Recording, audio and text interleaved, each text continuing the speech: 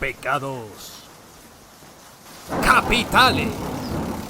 Orgullo.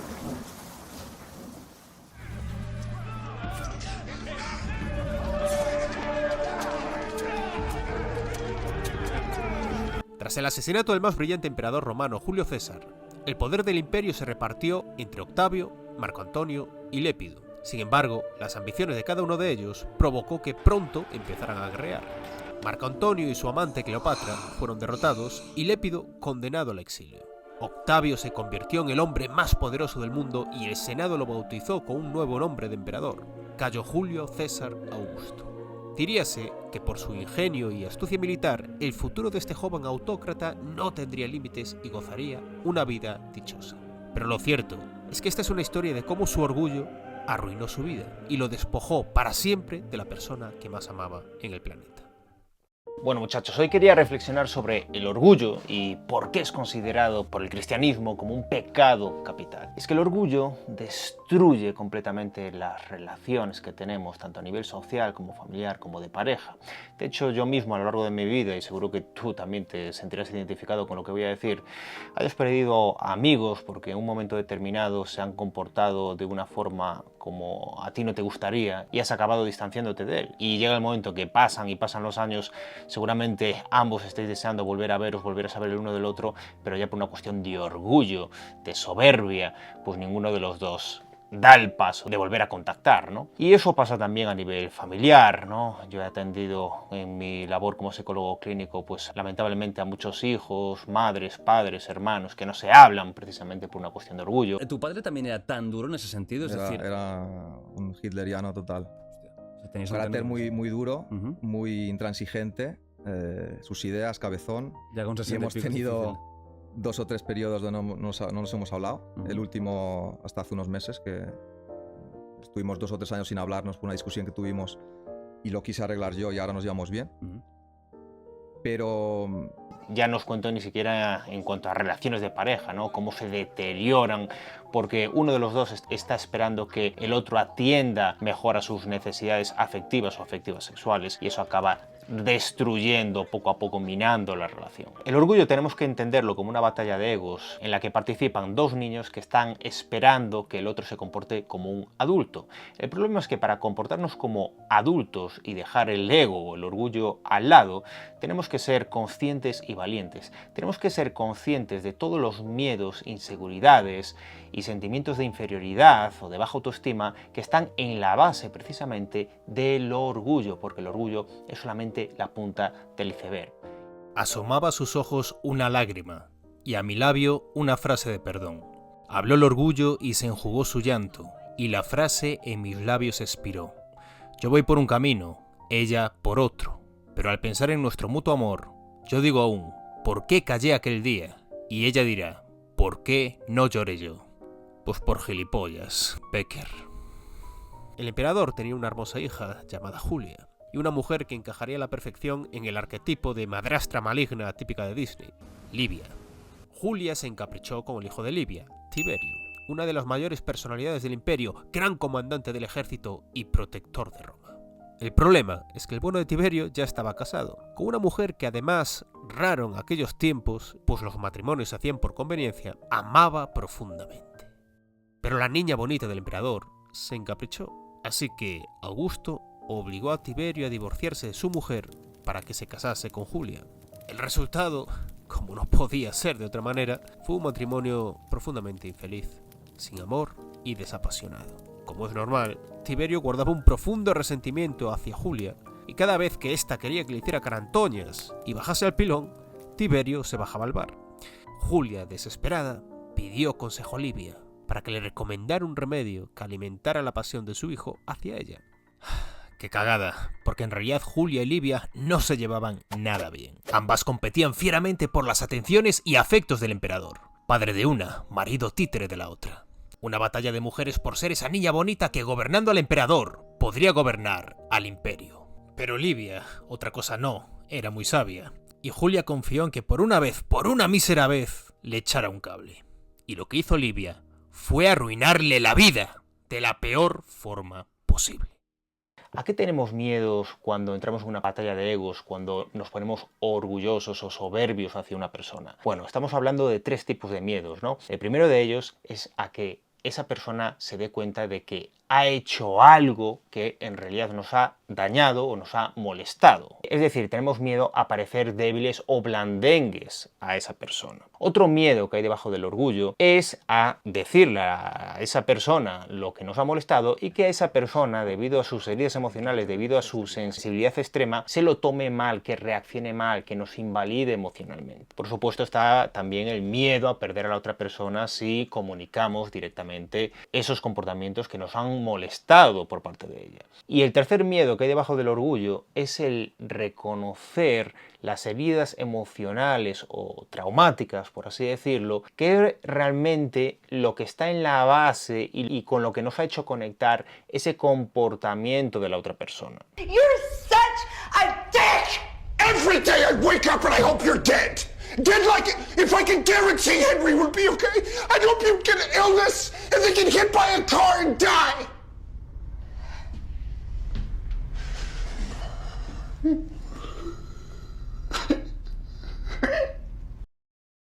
Y por lo tanto preferimos proyectarle a esa persona la culpa de habernos hecho sentir así, cuando en realidad nosotros ya cargamos con una sensibilidad, una vulnerabilidad de la cual la otra persona no tiene nada que ver. El miedo, sobre todo cuando no somos capaces de procesarlo, incluye rabia. Es una rabia principalmente que sentimos hacia nosotros mismos y que al final acabamos proyectando en la otra persona sin darnos cuenta, jodiendo la relación de un modo u otro. De hecho, cuando hay un conflicto con alguien, el conflicto no tiene absolutamente nada que ver, seguramente, con lo que en realidad te ha molestado, que es el significado que le estás dando a esa situación desencadenante, a ese conflicto. Y ese significado viene precisamente de tus carencias afectivas. Por lo tanto, si no eres consciente de ellas, vas a caer en la injusticia. No vas a poder ser justo ni contigo mismo ni con la persona que tienes enfrente a la hora de resolver los problemas con esa persona. El orgullo es una posición muy cobarde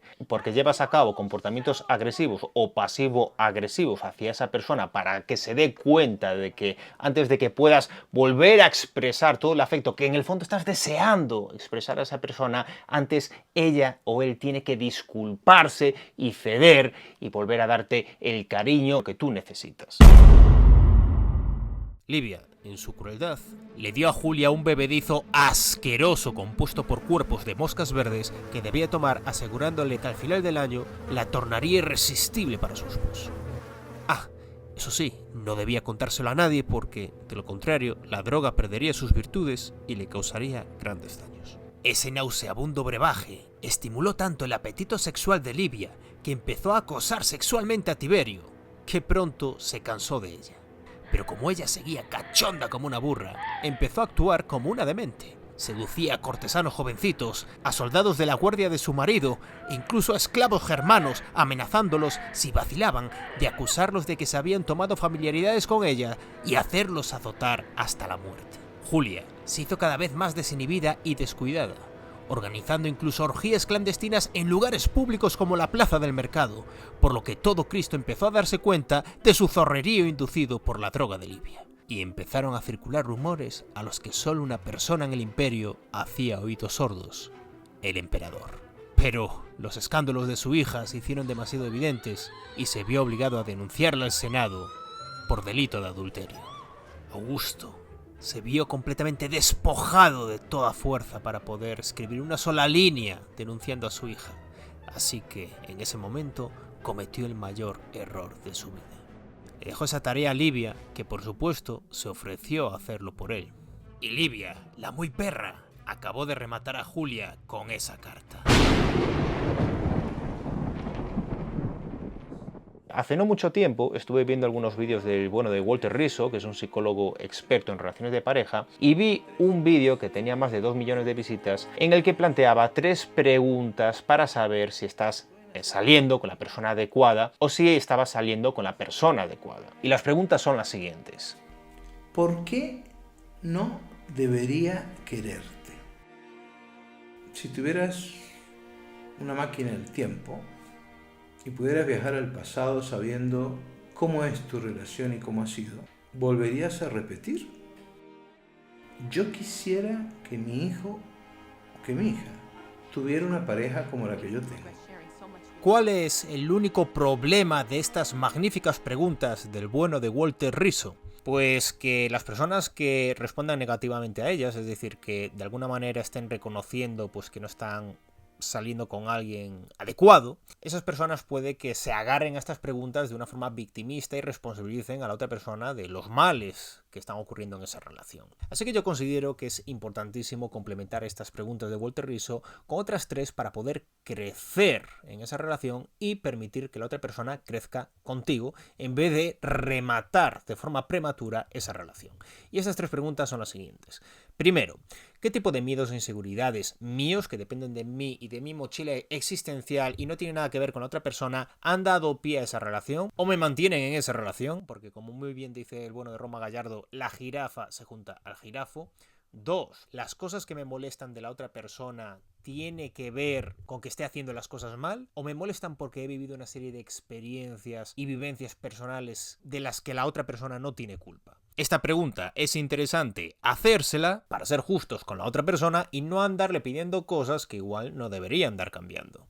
Tercera pregunta. ¿Qué cosas que hace la otra persona que tanto me molestan son realmente dañinas y no tienen nada que ver con mis traumas? ¿He comunicado a la otra persona que lo que está haciendo me hace daño desde una perspectiva amorosa y no desde ese resentimiento, ese orgullo, esa crítica destructiva que suele provenir de esas heridas infantiles no sanadas? Si yo no sé muy bien cómo responder a estas preguntas o directamente he respondido que no a esta última pregunta, entonces no tengo el derecho de andar responsabilizando y culpabilizando a la otra persona de que la relación se esté yendo a la mierda o se haya ido a la mierda, porque no he tenido ni la conciencia ni las agallas suficientes para intentar comunicar la verdad. Y la verdad es lo único que puede hacer que 2 personas crezcan en una relación. Últimamente se le oye decir mucho al bueno de Roma Gallardo que la verdad es independiente del tono en el que se diga.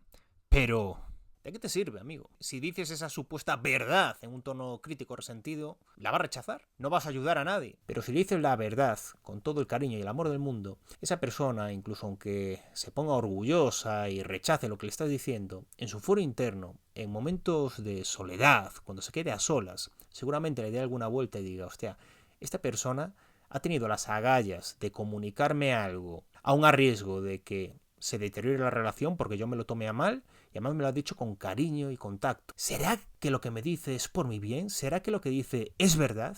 Solamente cuando comunicas las cosas desde el amor, estás actuando desde la verdad, porque le estás dando a la otra persona la oportunidad de crecer mientras tú creces al no inhibirte, al no actuar desde el orgullo y al no actuar de una forma pasivo-agresiva, que es la consecuencia de dejarse llevar por el miedo muchas veces, y al tener el coraje de comunicar y decir lo que hay que decir. Y además un por encima desde el amor. Cuando actúas desde este nivel de conciencia, todos acabáis ganando. Tú creces, la otra persona le das la oportunidad de crecer y le das la oportunidad de que la relación crezca y evolucione antes de romperla de una forma prematura. En el mito clásico del Minotauro, Teseo es el héroe que se mete en ese laberinto que es la vida a cumplir con su misión. Teseo eres tú. Y Ariadna es cada una de las personas que sujetan el hilo que es tu vida para que no te pierdas y para apoyarte cuando las inevitables dificultades emerjan. Por eso, cada vez que mandamos a tomar viento a una persona importante, esta se lleva parte del hilo, que es una parte de nuestra memoria compartida con él o con ella, dejando un vacío que no es tan fácil de volver a llenar. Con esto no te estoy diciendo que vuelvas con tu ex, ni que vuelvas a contactar con alguien que fue amigo tuyo, ni que pases más tiempo con un familiar tóxico. Solo te digo que, antes de cortar la relación o distanciarte, asegúrate de que no han pasado cosas graves y que lo has dado todo para que ambos podáis seguir creciendo en esa relación. Que no has tirado la toalla por una cuestión de cobardía, de orgullo. Porque los amigos y la familia, o los amores, no salen de debajo de las piedras. Ama y di lo que quieras. Es una frase que me encanta de San Agustín. Pero yo añadiría una cosa más. Ama y di lo que quieras y luego haz lo que debas. ¿Qué quiere decir esto? Que es posible que aunque tú comuniques la verdad con todo el tacto y cariño del mundo, puede que esa persona no cambie y sigue repitiendo comportamientos dañinos. Y ahí es cuando tú, sin ningún tipo de complejo, puedes tomar la decisión perfectamente de distanciarte de esa persona o romper la relación. Y quizás, haciendo eso, le estés dando un último regalo a esa persona, que es que se dé cuenta por última vez de que sus acciones tienen consecuencias. De que sus acciones le han despojado de su vida a una persona guay que haya tratado de mejorarla comunicándole cosas que son perjudiciales de su comportamiento desde el cariño. A veces, para que la otra persona pueda crecer, tenemos que distanciarnos de ella. Muchas veces, para poder crecer nosotros y para poder superar las inseguridades que nos han atado a esa relación, tenemos que irnos. A veces, lo mejor para ambos es que alguien tenga las agallas de actuar desde la verdad. Y la verdad en muchos casos es que el crecimiento está en caminos separados. Livia puso de todo en esa carta, con todo tipo de detalle. Incluso hizo descripciones muy detalladas de la repugnancia y el asco que supuestamente sentía Augusto por los actos de su hija, con tal fin de que éste no pudiera retractarse en un futuro ante el Senado si se arrepentía. Y lo consiguió. Julia fue confinada a una isla minúscula, sin tener contacto con nadie más que con sus siervos, puestos por Livia. Eran todos eunucos o ancianos.